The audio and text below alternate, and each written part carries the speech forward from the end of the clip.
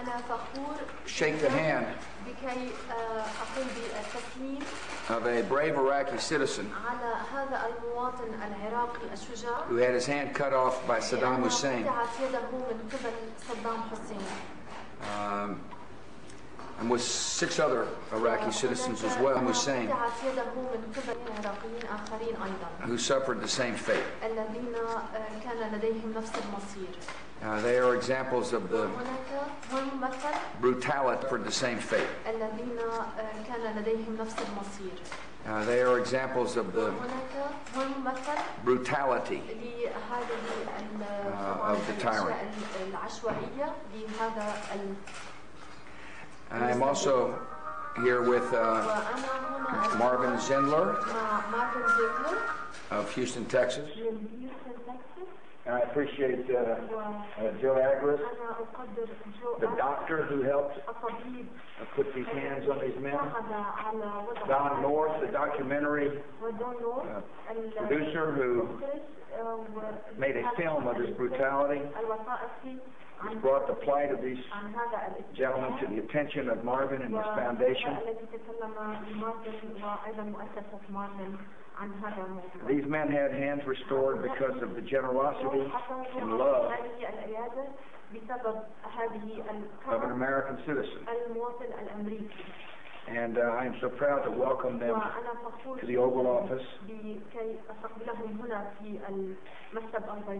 I assured them we have a plan to help Iraq achieve free elections. We'll transfer full sovereignty. They were pleased to hear that America will stay and help with security.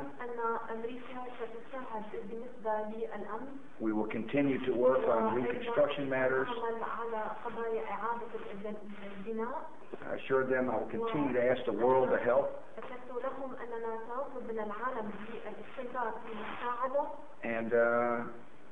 And they want to vote. They want to have elections. And they're going back to Iraq soon. And we're so proud to have them here in the Oval Office. Again, thank you, sir, for coming. I appreciate it. Thank you.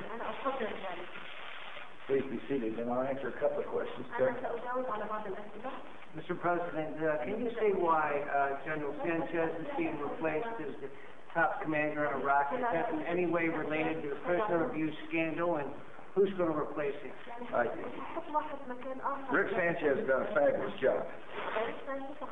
He's been there for a long time.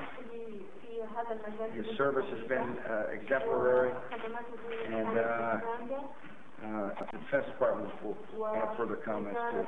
It's good to see you. Mr. President, Chirac's office was quoted as saying that President Chirac told you that the transfer of power would be real. Can you describe what you may have said to him in the transfer of power? Yeah, look, what presidents have said is they want to make sure that the transfer of sovereignty, interim government, is a real transfer.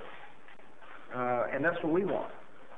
We want there to be a complete and real transfer of sovereignty so that the Iraqi citizens realize the fate of their country is now their responsibility. We'll be there to help. And we'll help by making sure our security forces work with their security forces. We'll ensure the reconstruction money we have set aside is well spent.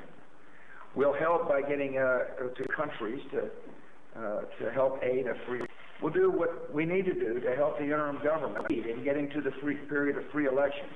And the conversation with President Chirac, a free and stable and peaceful Iraq. Yeah, Dick.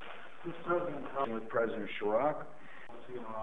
Is it imperative for Iraq to end up with a committee for free elections enough to satisfy your aims? What's imperative is that the Iraqi citizens develop a constitution they can call their own.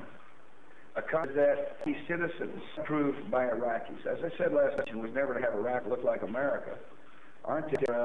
Iraq to be free and stable and whole, at peace with its neighbors.